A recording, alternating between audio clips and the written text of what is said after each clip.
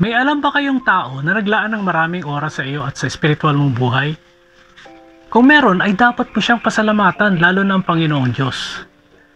Ganitong isang paraan ni Jesus para ipakita sa atin kung gaano niya tayo kamahal. Alam niyo ba kung ano ang kalooban ni Jesus sa lahat ng mga Kristiyano? Kinakapalooban nito ng pagmamahal sa Kanya at pagmamahal natin sa bawat isa. Ito ang sabi niya sa unang 1:13-34-35. Isang bagong utos ang ibinibigay ko sa inyo ngayon, magmahalan kayo kung paano ko kayo minahal. Gayon din naman, magmahalan kayo. Kung kayo'y may pagmamahal sa isa't isa, makikilala ng lahat na kayo'y mga alagad ko. Kinakailangan nating ma-experience ang pagmamahal ni Jesus sa ating buhay upang ipadama natin ito sa iba. Isang adaptation mula kina Harrington and Patrick ang sinasabing, nothing matters more than being a disciple of Jesus and making disciples. Nothing is more noble and inspiring. Walang mas mahalaga kaysa sa pagiging disciple ni Jesus at paggawa ng mga disciples. Wala nang mas marangal at nagbibigay inspirasyon. Ang discipleship na ipinakita sa atin ni Jesus ay ang pagiging intentional. Direkta ito dahil ito ay may layunin. Ito ay tulungan ang mga tao na manalig, magtiwala at sumunod kay Jesus. Ito ay intentional dahil ang mga alagad ay pinili.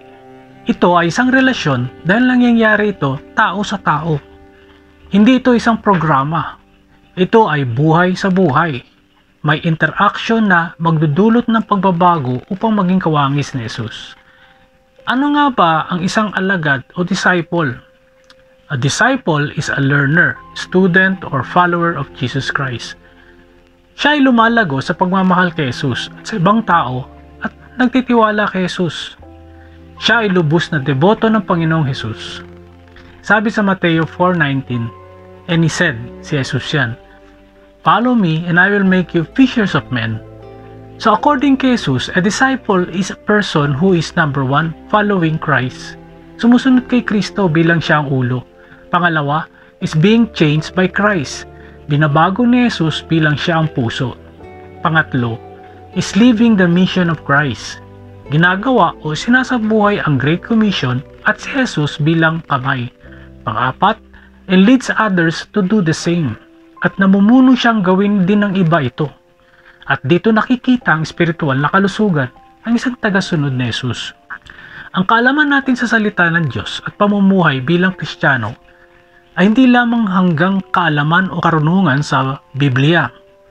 Mahalagang ito ay sinasa puso natin kung saan maapektuhan ang karakter natin. Mula ito sa puso hanggang sa ating mga kamay kung saan naapektuhan ang ating pagkilos at paggalaw sa buhay.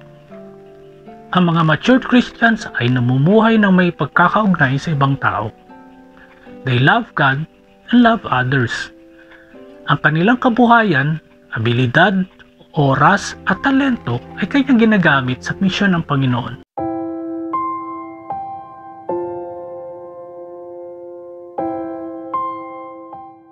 Ano ba ang mga katangian ng isang disciple? Una, a disciple submits to a teacher who teaches him or her how to follow Jesus. Mahalagang siya ay nagpapasakop sa kanyang teacher or discipler or leader. Ang isang halimbawa ng pagpapasakop ay makikita natin sa ginawa ni Joshua kay Moses. Una, si Joshua ay matapat. Tingnan natin yan sa Exodus 33:11.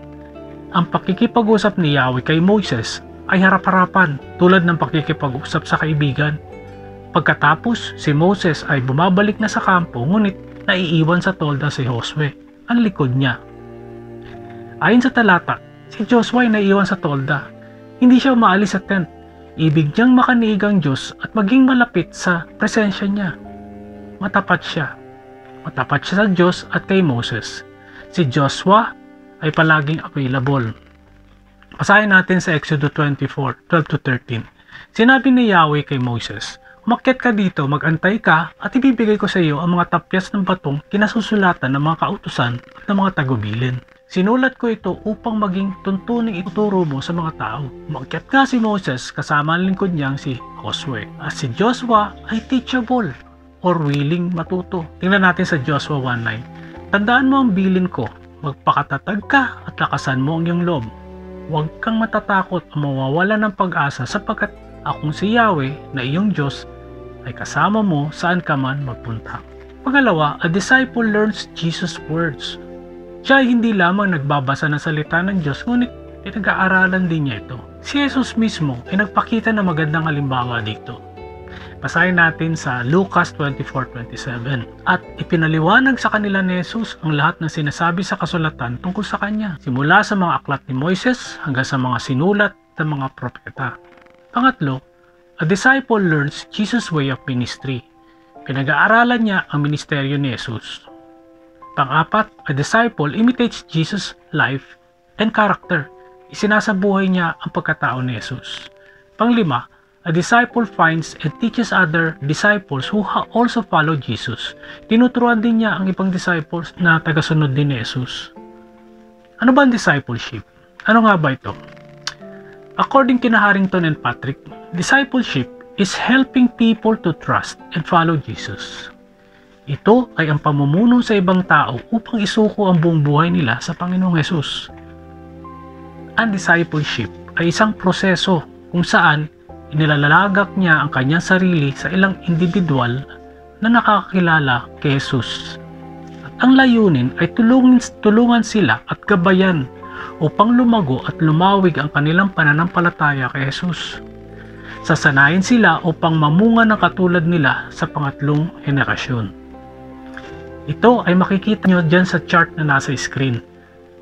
Ang discipleship ay hindi kategorya kung hindi ito ay singtulad sa pamumuhay Kristiyano.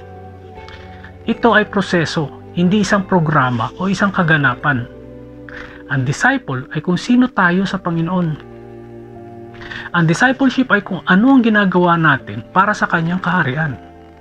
Ilagay natin sa formula, Spirit of God plus clear goal plus intentional leader plus relational environment plus reproducible process equals an infinite number of disciples.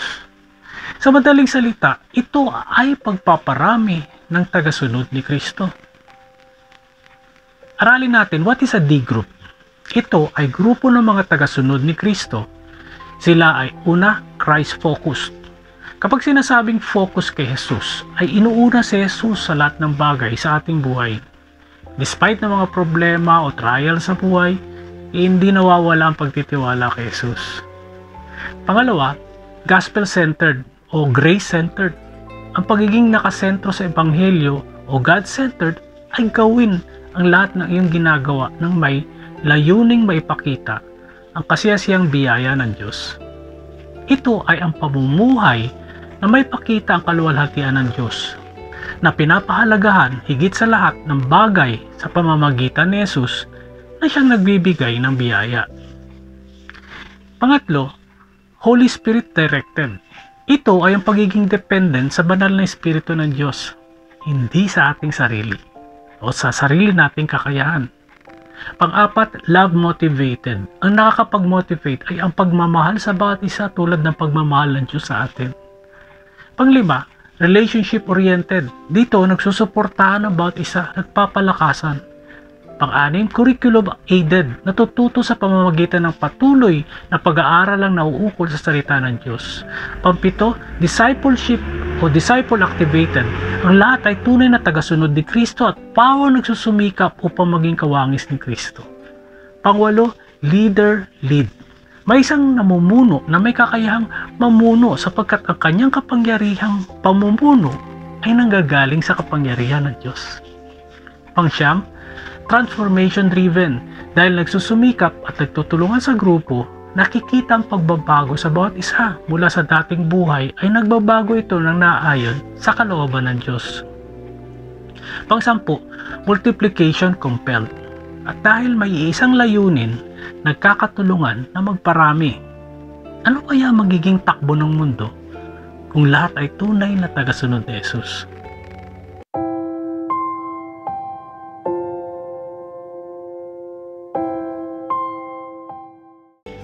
Sino ang naglilid ng D-group? Paano sila pinipili at tinitrain? Ang D-group leader ay isang matured Christian na nagmamahal kay Jesus at ibig gawing puhunan ng kanyang sarili para sa iba upang mag-iwan ng pamana sa buhay ng ibang tao at ibang henerasyon. Siya ay dapat committed na tagasunod ni Kristo, nakapagtapos ng biblical foundation ng WOTG at siya ay intentional sa kanyang paglilingkod sa Panginoon Diyos.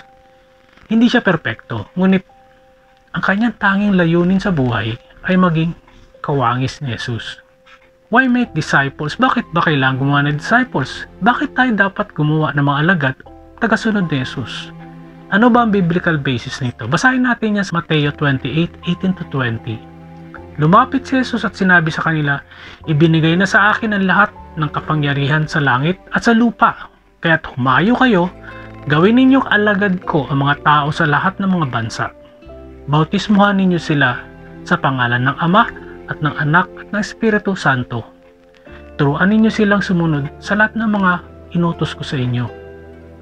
Tandaan ninyo, ako'y laging kasama ninyo hanggang sa katapusan ng panahon." Pangalawang Timoteo 1:2. Kaya nga, anak ko, magpakataktag ka sa tulong ng kagandahang loob ni Kristo Jesus. Ang mga narinig mo sa akin sa harap ng maraming saksi ay ipagkatiwala mo rin sa mga taong may katapatan at may kakayahang magturo naman sa iba. Ano bang sinasabi ng Diyos tungkol sa discipleship? Tingnan natin yan sa Lucas 6:12-13. Nang panahong iyon, umakyat si Jesus sa isang bundok at magdamag siyang nanalangin sa Diyos. Kinaumagahan, tinawag niya ang kanyang mga alagad.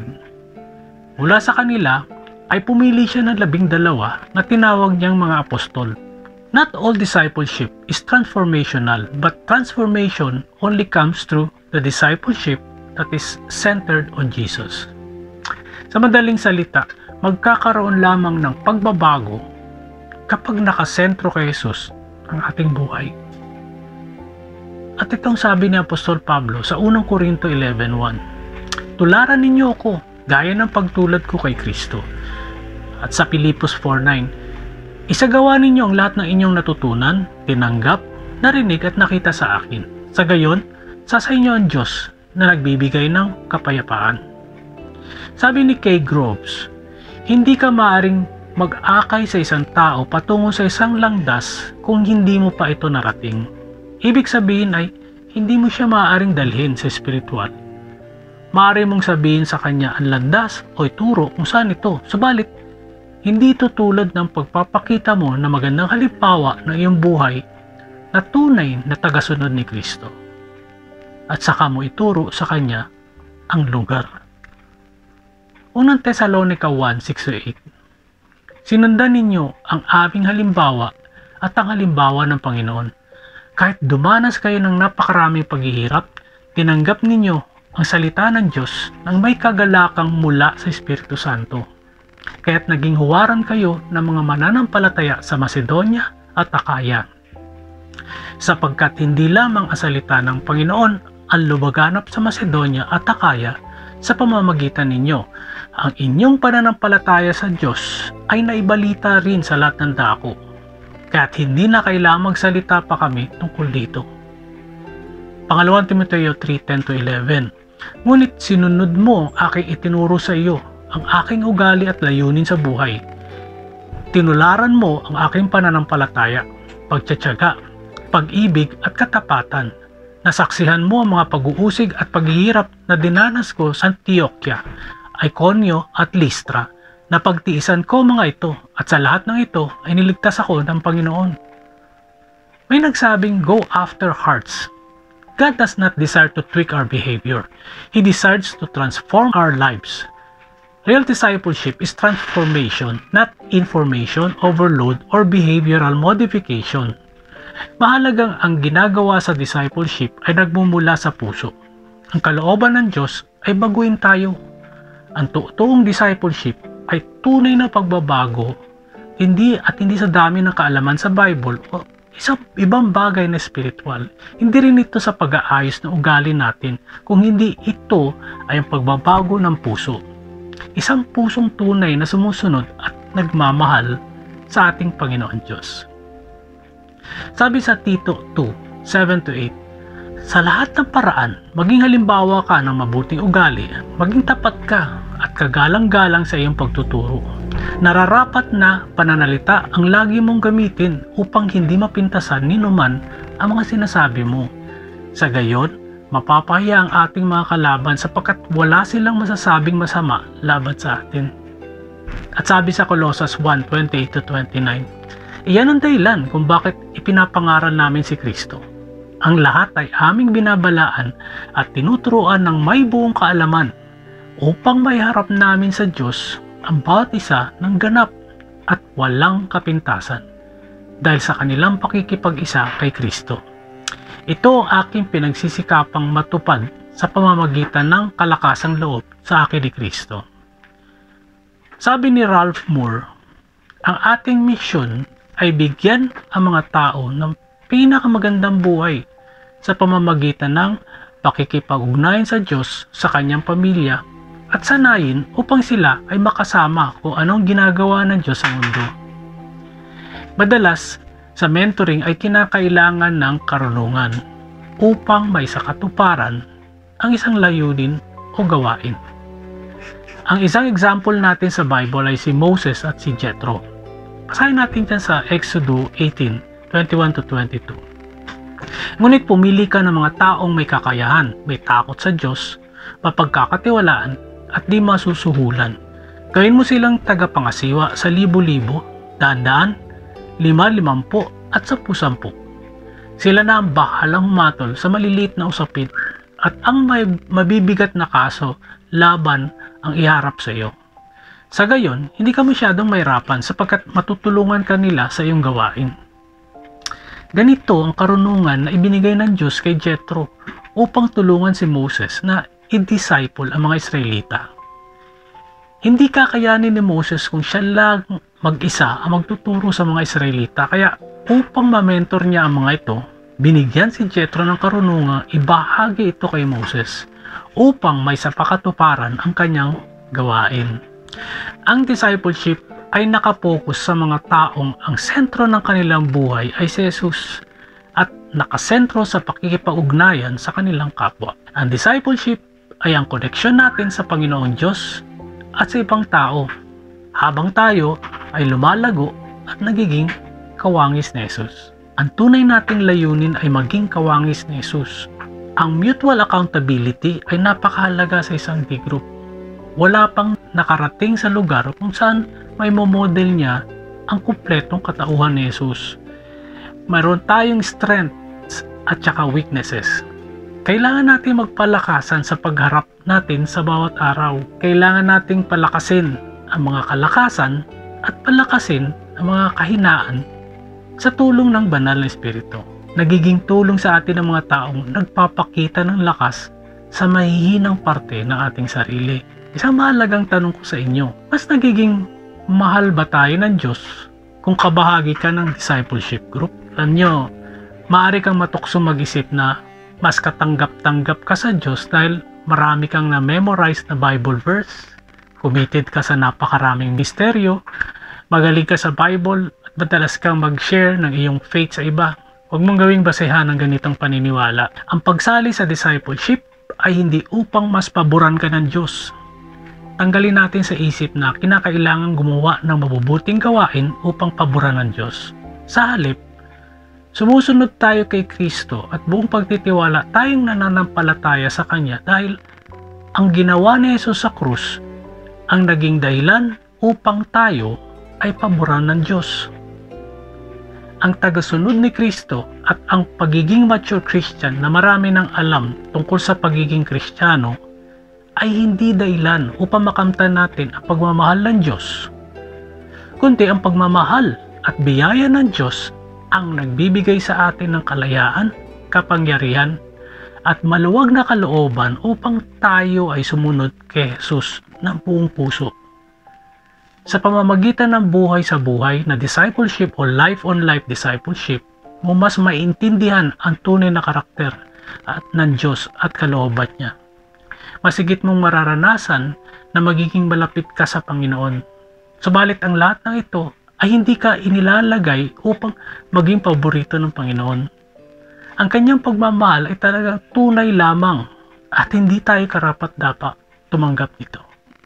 Sabi sa pangalawang Pedro 3:18, sa halip, patuloy kayong lumago sa kagandahang loob ng ating Panginoon at tagapagligtas na si Jesucristo at sa pagkakilala sa Kanya. Sa Kanya ang kaluwalhatian, ngayon at magpakailanman. Amen. Disciple making includes much more than just conversion because it focuses on helping people obey everything that Jesus commanded. That is really big, lifelong shift. Yan ang sabi ni Harrington and Patrick. Yan sinabi nila sa librong isinulat nila. Ang paggawa ng tagasunod ni Kristo o discipleship making ay hindi lamang pagbabagong buhay, kung hindi kinakapalooban din ito ng pagtulong sa mga tao. Ang pagsunod sa utos ni Jesus ay habang buhay na pagbabago. Mga kapatid, itong inaaral natin ay isang napakahalagang bagay sa buhay natin. Kaya ipagpapatuloy natin ito sa susunod na topic, sa susunod na linggo. God bless.